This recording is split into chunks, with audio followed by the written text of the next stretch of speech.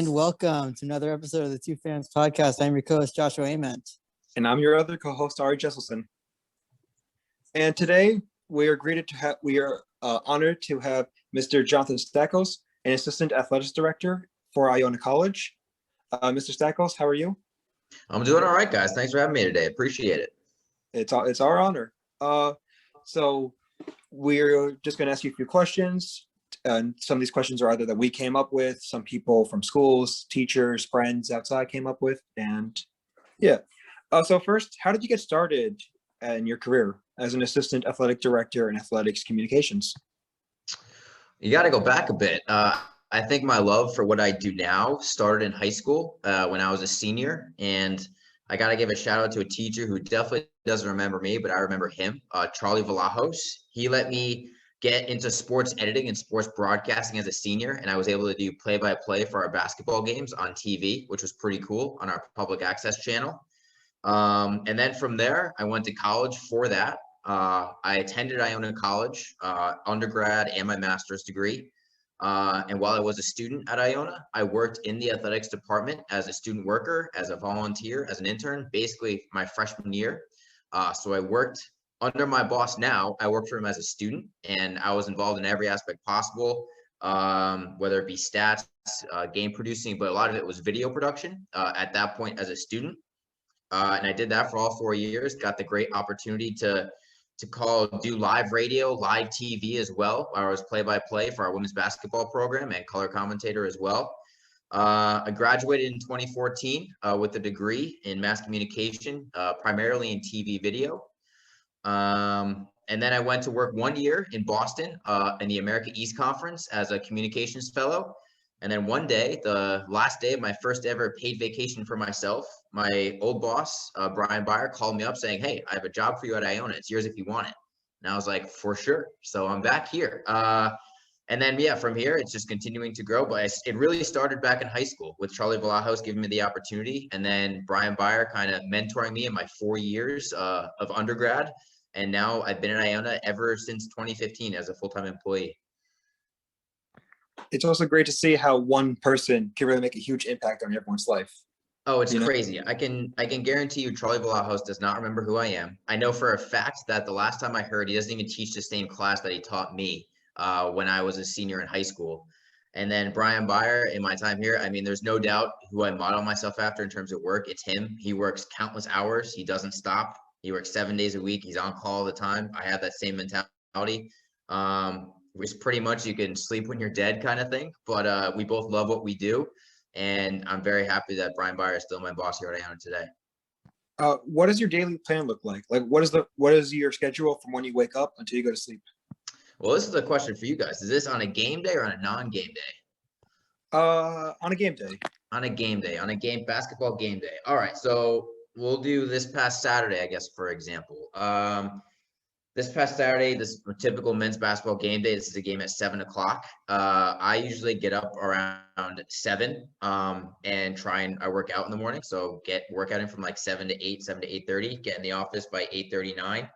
And then it's game day prep of setting up everything that we need, whether that be the live stats, the scoreboard with all the graphics and all that stuff, setting up the equipment for the instant replay in the gym, as well as all the graphics for our court side and cross-court monitors.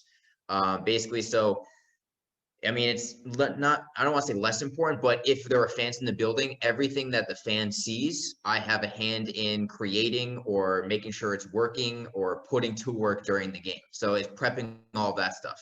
And we still do that now, even when there's no fans, because you want to give the student athletes, both Iona and the opposing team, the best possible game day experience, so they don't feel like they're missing out on too much with no fans. But that takes hours of prep to do.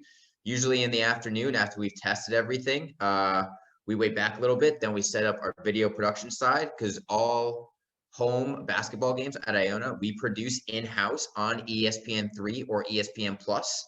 So you can log on to watch ESPN.com and see an Iona basketball game. So then I help with the setup of that process. Our graduate assistant, Garrett Murray, is the head producer. So he kind of oversees everything. And I ask him going, "Hey, Garrett, what do you need help with?" And then I help him set up whatever equipment he hasn't had the chance to set up yet.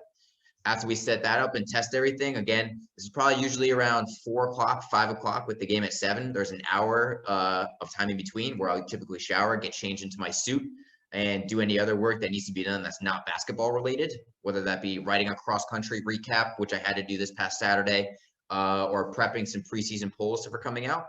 But once game day starts, during the game, I am running our social media accounts, whether that be Twitter, Instagram, Facebook, whatever, as well as cutting up live highlights via Twitter Live Cut, which is sent to our streaming service via the ESPN truck. And I am tweeting out live Twitter highlights. During that, I am also prepping the article recap that gets posted after the game for fans to read, so in case they didn't get a chance to watch it. Also, after the game, I am moderating the post-game press conference with our head coach, Rick Pitino, and then posting that to social media and YouTube as well, and disseminating to different media sources who ask for it. Also, I will get the highlights from ESPN, and I will chop those up and then create a highlight package, which will then be attached to the article and shared via social media. And then also I will get photos from photographers that we have at the game if we're fortunate enough to, and I will create a photo gallery, which also gets disseminated out to the media. And then there's other various social media graphics after the game. If we win, we do the Gales win graphic. We have the big time performer before I had the best game. And then usually that night, because I'm just in work mode, I don't know about you guys, but I get tunnel vision. I'll start prepping a little bit for the next day so I could sleep in a little bit, knowing it's going to be a long night. Like this past Saturday, I started working at 8:30, and I think I got home around 1:15 a.m. by the time I had all my work done and all my awards nominated and everything submitted. So that's a typical men's basketball game day. Did I overwhelm you guys at all with that long response? No, that was perfect. Yeah, sounds like quite the busy day. I think you mentioned a little bit going back to your pregame prep. You kind of mentioned how like a lot of it was sort of for the fans in attendance. Is it like at least when there aren't as many fans now, does it feel like any sort of less pressure or any more pressure for the few fans, or any change in that? That's a good question, honestly. I think in terms of the in-arena preparation and stuff that I have to do, I would say maybe there's a little bit less pressure, because if you make a mistake, it's not going to be thousands of fans seeing it. It'll only be the coaching staff and the players who, frankly, don't really care because they're playing the game and it's not their main concern.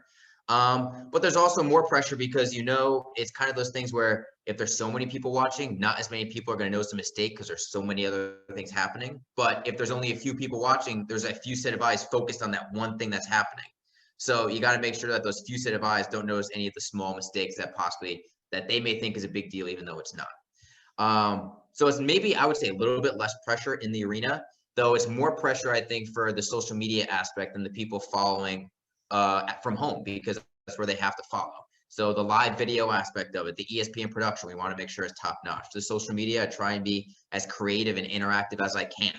I'm typically running 2 to 3 accounts on Twitter at once, trying to do both from the team objective perspective, from the fan perspective of our IC Maniacs, and it's a lot. So I would say there's more pressure in terms of the stuff that goes out to the fans during the game and after the game compared to the in-arena during the game. But that'll change when we get fans back in the building, because I can tell you the most nervous part of any game for me is when the buzzer sounds and then it's the starting lineups with the intro video going into tip. That 7-minute stretch, people think, oh, it's just starting lineups, no big pressure. That is when I am the most nervous by far, because there are so many moving parts that people don't see behind the scenes. Yeah, you of course I mentioned your days are a lot very, very hectic on game day when it comes to specifically men's basketball. There are any other sports you're as involved in? That's a good question. At Iona, we have 21 varsity sports. The way our department is divvied up, we are each the primary contact for specific sports, meaning we handle direct media relations for those sports. So for me, I believe, if I remember correctly, I'm the direct media contact for 11 sports, but that doesn't mean I only work with those 11. We help with every single sport. We're a small staff at Iona. We're small, we're intimate. So every single home game, at least 3 of our 4 staff are attending those games and working some aspect of it. For example, we had men's water polo last night, the day we're recording here. So we had it on Monday night, and we had 3 people there, one doing music and PA, the other inputting stats, and I was calling stats. Same thing may happen with lacrosse, where I'm inputting, somebody else is calling, and somebody else is doing the ESPN productions. So I work with every single sport, maybe to the degree it will change, but I'm the direct media contact for 11 of them.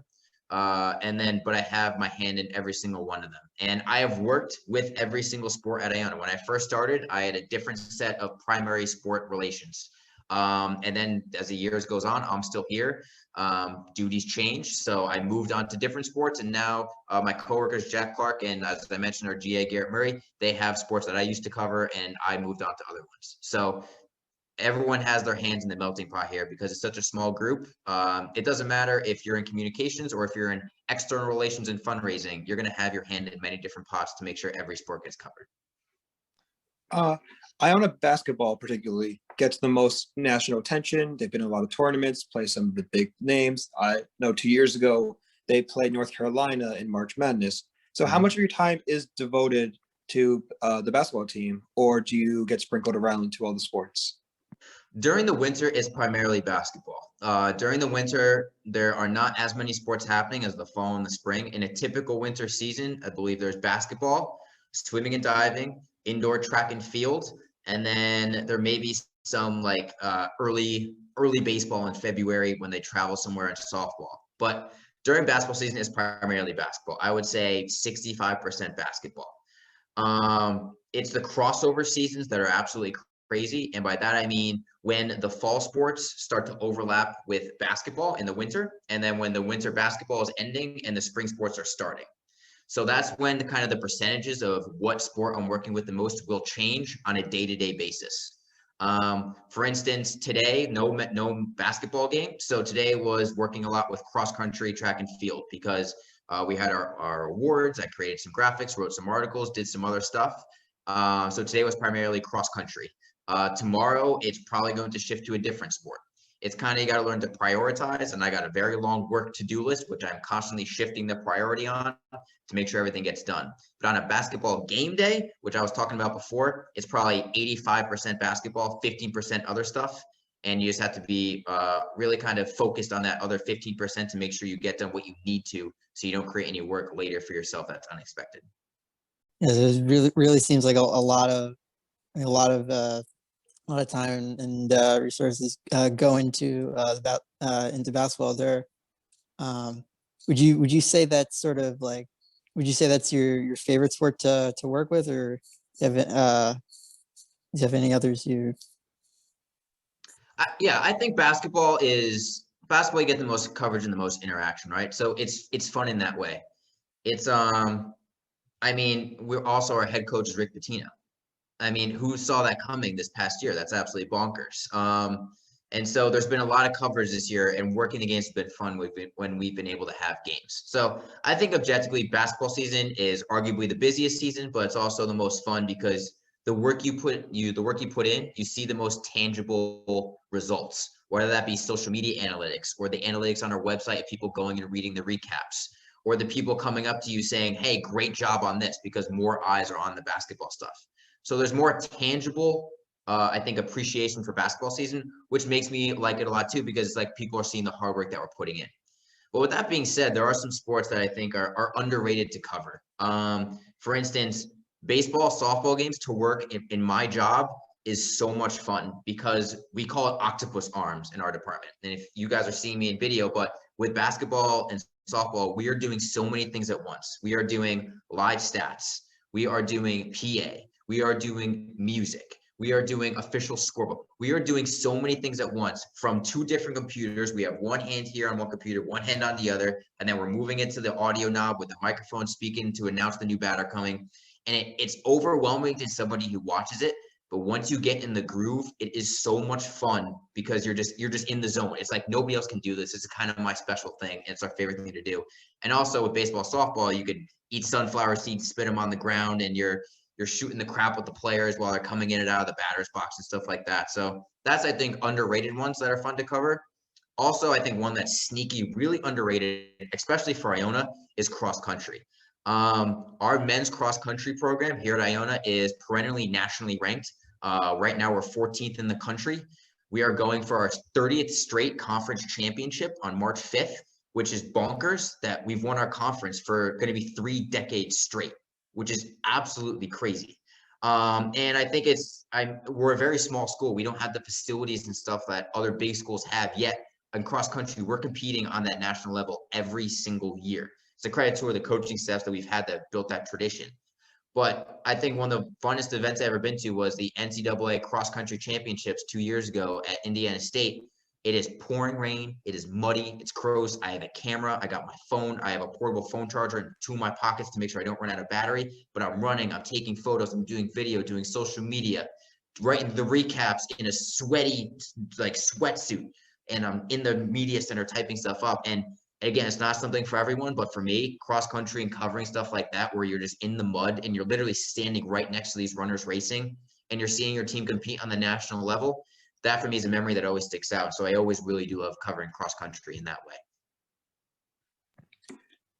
They say that when you do something when you work for something you love, you never work a day in your life. And you did talk about how you've had a love for your department for a while now, since senior year of high school. So what would be your favorite part of your job? That's a really hard question. I will say getting the championship rings when we win conference championships is a lot of fun. So I got a few of those that are collectibles. Cutting down the nylon nets after you win a basketball championship are great memories. I think being able to travel to different places is absolutely crazy as well. I got to go to Pullman, Washington for an NCAA golf regional. How many people get to do that? I get to sit courtside at NCAA men's basketball games when Iona's playing Duke or North Carolina, and I could hear Tim Kluse at the time coaching against Coach Krzyzewski or like those great coaches as well. And you're literally courtside for that. But what I think I love most about this job, and this is going to sound really cliche, but I love the people that we work with here at Iona, especially in the communications crew, because we are really, really dedicated people. And I don't think that is something that every single communication staff has. We put in constantly 12-hour, at one point we were 16-hour days if there's multiple sports happening. And we try not to complain about it as much as possible. Everyone's job has difficulties, but I think at Iona, the mantra that my boss, Brian Byer, taught me that he uses and that I really tell people on this day is make the most of what you have and don't complain about what you don't have. And what we have is effort.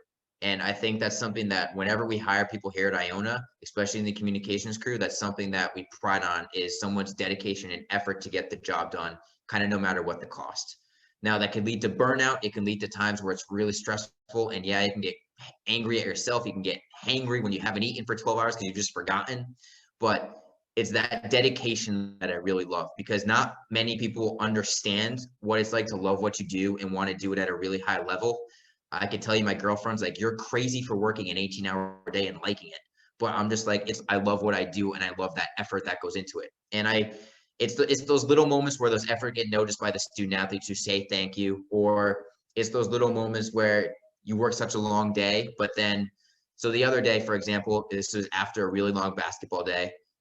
Me and my staff, we had to stay over the night because we had to get to work early the next morning. So I brought in my GameCube, and at 1 a.m. in the morning, after I'm done with work, I hooked up my GameCube to our scoreboards, and we're playing Mario Kart Double Dash in an empty gym. And those are the moments that I will never forget, because we busted our butts. I didn't finish working till 1 a.m., but I still wanted to hang out with my coworkers. We played Mario Kart Double Dash on the big boards while eating McDonald's after a long day. That is the stuff that I will never forget. And that's what I really love about the job, is the dedication that it takes and the dedication that our staff has. You got to invite us next time. I mean, Double Dash, that's the best one. Double Dash is the best one, right? It's the best one. Exactly. It's the best one. So that was a ton of fun. And I mean, like, I sent a Snapchat to all my friends. They're like, that's legit awesome. It's one of the super underrated things about my job and about anyone who does what I do at any other school, is when you're alone working in the gym after a basketball game or after a volleyball match or anything, and you're the only one there, and you're like, regular people aren't allowed in here, yet I can walk in here at any time and I could shoot hoops if I wanted to. I could walk in here and just work from the courtside table. It's one of those things where I could walk in on a Rick Pitino basketball practice and sit there and do work and like be helping out the basketball team, but that's not something everyone gets to do. And you kind of need to remind yourself that that's not normal all the time. For example, last night, Monday night, men's water polo, they were playing LaSalle. Our men's basketball team was practicing at the time. The LaSalle players were coming in and trying to sneak a 2-second peek of Rick Pitino in the gym through a very skinny window. And it's like, they're crazy to see our men's basketball team and Coach Pitino. Yet I could go in there and I could just sit down and be like, hey, coach, you need anything? Or I could start setting up equipment, or I could start just working from there. And it's just part of my job. And now there are times where you're not allowed in there when it's a really heavy practice and you're like, nope, this is, you understand kind of the body language of the coach and you understand the body language of the practice and be like, this is one I should not be in. But 99% of the time, that's something that I can do. And it's those small moments that you kind of remind yourself and be like, that's why my job is pretty cool that this can happen. What would you say are kind of some of the maybe underappreciated parts of your job? Underappreciated parts of my job. I think this is again going to sound so cliche, but it's so true, is seeing the maturity of some of the student athletes as they start as a freshman and they graduate as seniors or graduate students. For example, our women's basketball program, back when I was the main contact for women's basketball, we had this player, Joy Adams, come in as a freshman. Unbelievable talent. MAC Rookie of the Year, set the record for MAC Rookie of the Weeks. Just an unbelievable player, but she was so quiet. Just the quietest person alive, but once she stepped on the court, she was an animal. Just double-double machine. Literally set records in the NCAA for double-doubles. And I saw her through her 4 years get more mature, get more vocal, become a leader, and then by her senior year, she was leading her team to a MAC championship. And it was the first ever MAC championship in program history. And it's seeing that growth of that player literally not only get better at basketball, but get better as a person, get better as a leader. And it's those small things. It's getting to know the student athletes, not just as athletes and students, but also as people. The student athletes who want to help us out at games. We have a former volleyball player, Amanda Gannon. Didn't play a lot with the volleyball team, but just amazing personality, incredibly fun. And she asked me one day to help during a basketball game. And I was like, we need help operating this instant replay system. It's brand new. Nobody knows it. Would you like to try it? She's like, sure. She tries it. She loves it. She did it for 3 straight years before she graduated. Then for 2 years after she graduated, she did it again, and we paid her to do it. And she came back. And it was getting to know her on that personal level where she's starting to point out the gray hairs in my head and going, haha, you're turning gray. And I'm like, well, you're the one turning me gray because you arrived late. And it's like, it's those interactions that aren't just them as student athletes, but them as people. And you can graduate to that point where when they graduate, you're friends with them. And it's seeing them grow along that way. That is really an underrated part of the job. Do you feel connected with the players? Obviously, you're not in the same uniform as them, but you are in the same field, having an important job in the same aspect. So do you really feel like one-on-one, like togetherness? Yeah, I think for sure. I think the hashtag, kind of the motto we have here at Iona is Gale Nation. Everyone's a part of Gale Nation. And I think there are some teams that I'm closer to, some teams that I'm not. That's just naturally the way it is. There are some athletes that I know more on a personal level and some that I just recognize their face. But on the whole, we're all fighting for the same thing. And the Iona motto is fight the good fight. And I think everyone buys into that at Iona because we are a small school. We are a small family. People who hear the word Iona, sometimes they're like, you own a college. When I say I own a college, they're like, you own a college? That makes no sense. But it's that thing where everyone owns the idea of being a Gale. And I think that's something that everyone feels ownership of. And guess what? When our teams win, it creates more work for me. And I'm lucky to love working and love what I do. So that means more fun for me after the game when I'm creating the Gales win graphic, the big time performer. I'm shouting out student athletes on social media. I'm seeing the interaction, people be excited. When I post a graphic and I see all the student athletes retweet it, supporting their teammates and supporting other teams at Iona, that's something that I think everyone feels that camaraderie because everyone wants to see each other succeed. A rising tide lifts all boats. And that's 100%, no doubt, without a fact, a thing here at Iona because we're such a small school that everyone else wants to see everyone else succeed. All right, one last question. What advice would you give for kids who want to pursue this as a career? That's hard, man. I mean, I described my long days, and I'm sure that kind of scared some people off when I talked about those long days. But the thing is, what I can say is don't go into something expecting rewards in return when you do something. Do it because you want to put in the effort and get better. I tell this to the student workers who work for us or the students who have to come to us for class is we take notice of the people who come in with the effort of wanting to learn and not wanting to just check off a box. Don't do an internship or a job just because you think that it'd be a good benchmark for your resume. Do it because you want to get better at it and because you think it could help you. And when you have that self-understanding of that you want to improve, it's going to help you in the long run and it's going to help you become more confident. I think that's kind of the advice that I have to give is go in with effort, go in and ask questions. Don't go in and do an internship just because you think it'd be something good for the resume. I made that mistake when I was in college. I did a couple internships that weren't Iona, that were external. And I was like, I don't love this. It's just not something that I do. I don't feel that desire to grow and learn more at this place.